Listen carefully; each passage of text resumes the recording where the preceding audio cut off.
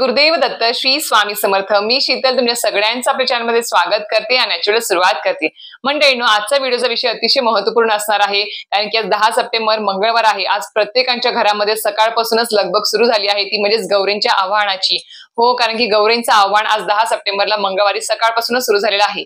आता आपणास आजच्या व्हिडिओमध्ये काय माहिती मिळणार आहे ती म्हणजेच की ज्येष्ठ गौरी कनिष्ठ गौरी पूजन जे होणार आहे, ज्यांच्या घरामध्ये होणार आहे, त्यांनी आव्हान म्हणजे जे आव्हान गौरींचं म्हणजे आसन असतं घरामध्ये जे करायचं आहे, आगमन करायचं, ते आपण किती वाजेपर्यंत करू शकतो 10 सप्टेंबरला मंगळवारी, म्हणजे आजच कधीपर्यंत करू शकतो। त्याचबरोबर उद्या 11 सप्टेंबरला, उद्या बुधवार आहे, उद्या पूजनाचा म्हणजे गौरी पूजनाची वेळ काय आहे, तिथी काय आहे, आणि हो सगळ्यात महत्वाचं गौरी विसर्जन जे आपल्याला 12 तारखेला गुरुवारी करायचं असतं 12 सप्टेंबरला, ते किती वाजेपर्यंत आपण गौरी विसर्जन करू शकतो, मुहूर्त किती वाजेपर्यंतचा आहे, त्याबद्दल आजच्या व्हिडिओमध्ये माहिती भेटणार आहे। आणि सगळ्यात महत्वाचा विषय म्हणजेच की ज्यांच्या घरामध्ये जुने गौरीचे मुखवटे आहेत, ज्यांना ते विसर्जित करायचे आहेत आणि पुढल्या वर्षी नवीन घ्यायचे असेल किंवा नवीन आता तुम्हाला नवीन मुखवटे घेण्याची सगळ्या काही साज जो आहे सगळं घेण्याची जी इच्छा आहे, त्यासाठी तुम्हाला जुने मुखवटे आधी विसर्जित करावे लागतात।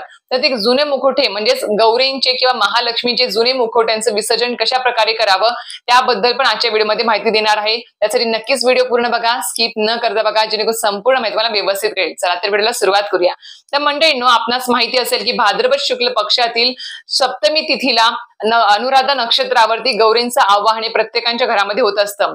महाराष्ट्रासह देशभरामध्ये गौरी गणपतीचा सण जो आहे तो खूप मोठ्या उत्साहात साजरा होत असतो। आणि आपणास माहिती नसेल की प्रत्येक प्रांतानुसार, विभागानुसार, गावानुसार म्हणजे त्यांच्या म्हणजे प्रथा जी आहे किंवा जे काही कुळाचार चालत आलेला आहे, त्याप्रमाणे प्रत्येकाच्या घरामध्ये गौरी बसवण्याची पद्धत ही वेगवेगळी असते। गौरी गणपतीची प्रथा वेगवेगळी असते। पण काही ठिकाणी गौरीला जी आहे ती गणपतीची आई म्हणून संबोधलं जातं, तर काही ठिकाणी गौरीला गणपतीची बहीण म्हणून संबोधलं जातं। पण पौराणिक कथेनुसार गौरी ही माता पार्वतीचं एक रूप मानलं गेलेलं आहे, अवतार मानला गेला आहे। त्यामुळे गौरी जी आहे ती गणपतीची आई म्हणून आईच आहे, माताच आहे। म्हणून अशा प्रकारे काही ठिकाणी जी गौरी गणपतीचा जो सण असतो किंवा आपण जे ज्येष्ठ गौरी पूजन म्हणतो, ते काही भागांमध्ये महालक्ष्मीची पूजा म्हणून पण ओळखली जाते ती पूजा। तर अशा प्रकारे आपल्याला आजच्या व्हिडिओमध्ये पाहायचं आहे ते म्हणजेच की गौरीचं जे आव्हान आपल्याला करायचं आहे, आज सप्तमी तिथी आहे, 10 तारीख आहे, मंगळवार आहे। आज आपण सकाळपासून तुम्ही सुरुवात केली असेल, पण काही जणांना सकाळी शक्य होत नाही, दुपारी शक्य होत नाही, तर तुम्ही किती वाजेपर्यंत गौरींचं आव्हान घरामध्ये करू शकता। त्याचबरोबर गौरींचं पूजन उद्या 11 सप्टेंबरला बुधवारी किती वाजेपर्यंत करायचं आहे, नैवेद्य कधीपर्यंत दाखवायचं आहे, आणि विसर्जनाचं मुहूर्त म्हणजे तिथी काय आहे ते पण आता सुरुवातीला आपण जाणून घेऊयात। तर मंडळींनो, सुरुवातीला एक कथा सांगते की थोडीशी ती अशी आहे की पौराणिक अशी कथा होती पहिले की राक्षसांपासून आपला बचाव होण्यासाठी पृथ्वीवरील पीडित स्त्रियांनी गौरींचा आश्रय घेतला होता। म्हणजेच रक्षणासाठी, स्वतःच्या पतीच्या रक्षणासाठी किंवा स्वतःच्या रक्षणासाठी या पीडित स्त्रिया होत्या पृथ्वीवरील, त्या गौरीकडे आश्रयासाठी गेल्या होत्या। आणि त्यावेळेस गौरीने त्या असुरांचा वध केला होता, आणि त्यानंतर त्या ज्या स्त्रिया होत्या त्यांच्या शिलाचं रक्षण केलं होतं गौरी मातेने। तेव्हापासूनच तिच्या प्रति कृतज्ञता व्यक्त करण्यासाठी हा जो सण आहे तो साजरा होत असतो। आणि ज्यांच्या घरामध्ये गौरी गणपती साजरी होत असते, गौरी येत असतात, त्यांच्याकडे प्रथा आहे, तर अशा प्रकारे काय असतं की गौरींच्या पूजनाने आपल्या आयुष्यातलं जे काही दुःख दूर होतं, त्याचबरोबर दुर्दैव जे काही आहे, जे काही आपल्या आयुष्यामध्ये जे काही संकट त्रास ते पण नाहीसे होतात, आणि घरामध्ये एक प्रकारे सकारात्मक आणि एक प्रसन्न वातावरण निर्माण होतं। आणि त्याचबरोबर अखंड लक्ष्मी प्राप्ती ही त्या गौरींच्या आगमनाने, त्यांच्या पूजनानेही होत असते। तर अशा प्रकारे ही गौरी गणपतीची ही पौराणिक कथा आहे आणि त्याचं महत्व आहे। आता आपण जाणून घेऊया की आता 10 सप्टेंबर आज आहे, तर आज तुम्ही सकाळपासून सुरुवात केली असेल काही जणांनी, तर तुम्ही कसं असतं गौरींचा सण साजरा करणे, घरामध्ये गौरींचं आगमन करणे एवढं साधं सोपं नसतं। अक्षरशः शेवटपर्यंत काही ना काहीतरी गोष्ट ही राहतेच, कारण की गणपती जरी आपण लवकर बसून घेतो, त्याचं पण एवढं काही जास्त नसतं। त्यांचं म्हणजे नैवेद्य दाखवणं, 2 टाइम आरती करणं, या सगळ्या गोष्टी असतात। पण गौरींचं सगळं बारीक सारीक सगळ्या गोष्टी बघायच्या असतात।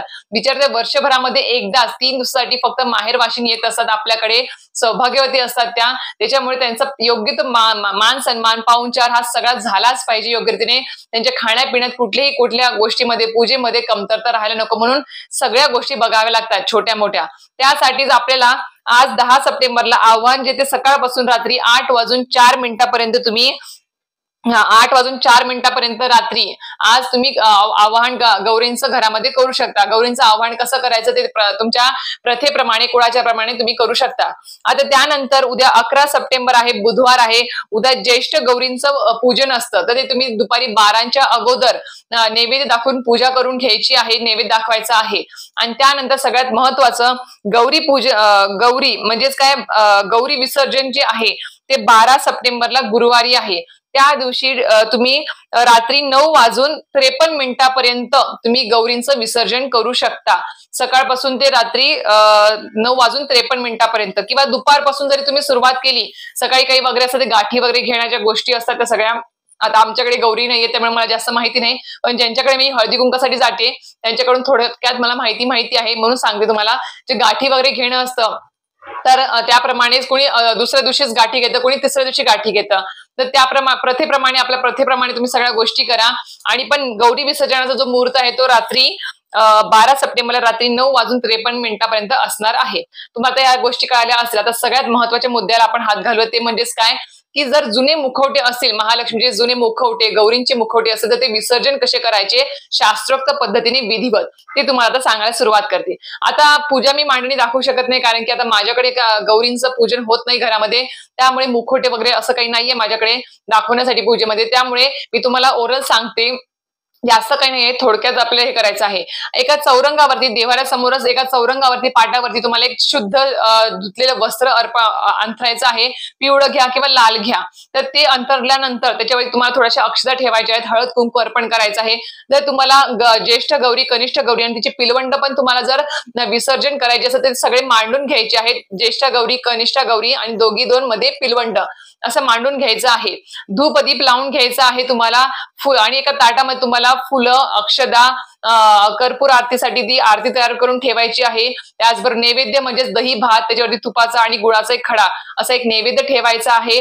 अक्षदा असायला हव्या आहेत आणि पेल्यामध्ये पाणी आणि पळी असायला पाहिजे. हे महत्वपूर्ण आहे या गोष्टी. आता काय करायचं आहे, चौरंगावरती धूप दीप लावल्यावरती तुम्ही जे मुखवटे अक्षदांवरती हळद कुंकू टाकून ठेवलेले आहे, तर सर्वप्रथम काय करायचं आहे, तुम्हाला ताम्हण घ्यायचं आणि समोर पेल्यामध्ये पाणी चमचा घ्यायचा आहे.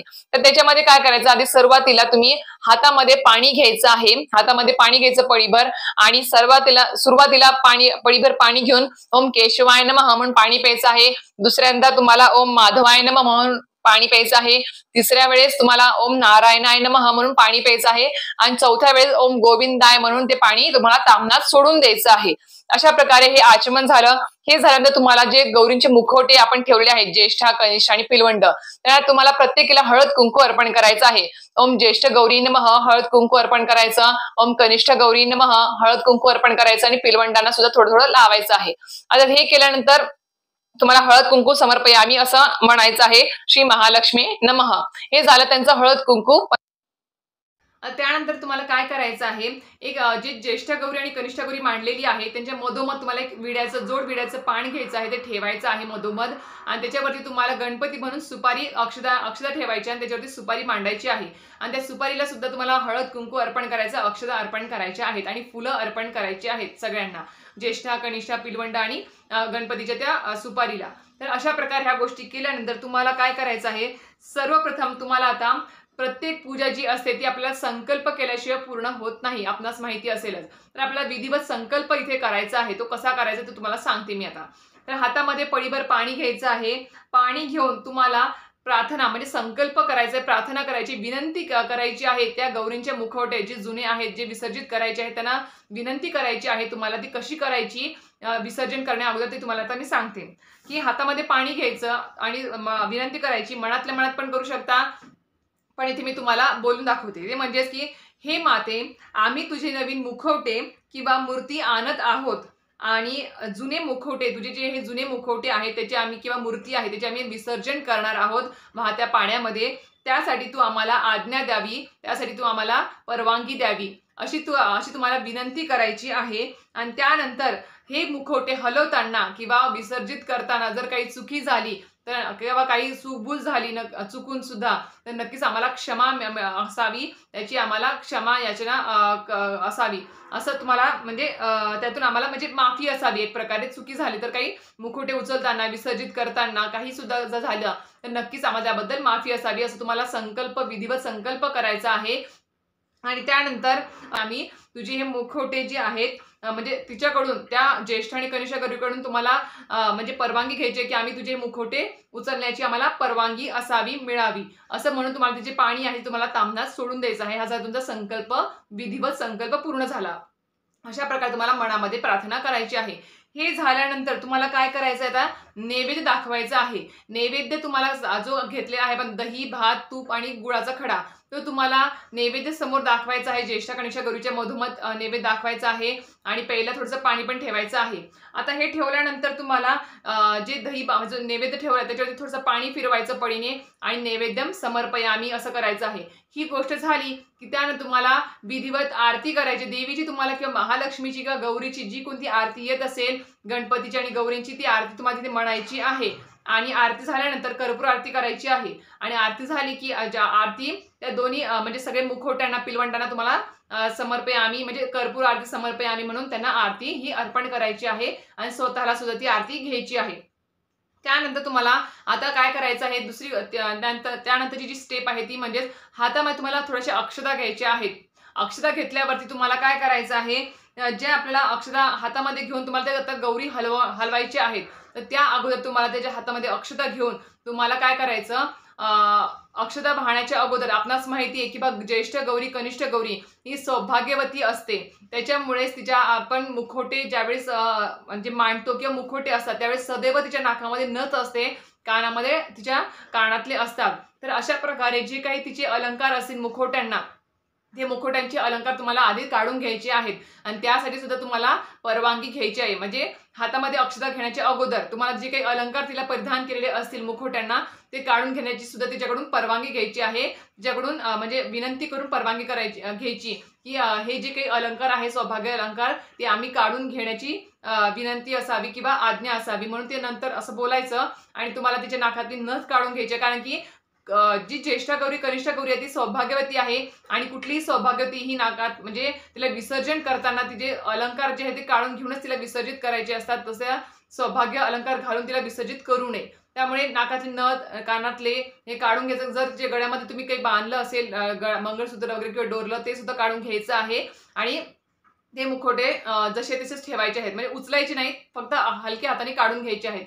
हे केल्यानंतर तुम्हाला हातामध्ये अक्षता घ्यायची आहेत आणि अक्षता घेऊन तुम्हाला ओम पुनरागमनायाच म्हणून तुम्हाला प्रत्येक कानावरती जे तुम्ही विसर्जित करणार आहात मुखवटे आणि पिलवंट, त्यांच्यावर तुम्हाला थोडं थोडं टाकायचं आहे। अशा प्रकारे तुम्हाला हे तुमचं विसर्जन झालं। आता अक्षता टाकल्यानंतर, पुनरागमनायाच म्हटल्यानंतर तुम्हाला जे मुखवटे आहे ते तुम्हाला त्याच जागेवर 3 वेळेस उचलायचं आहे।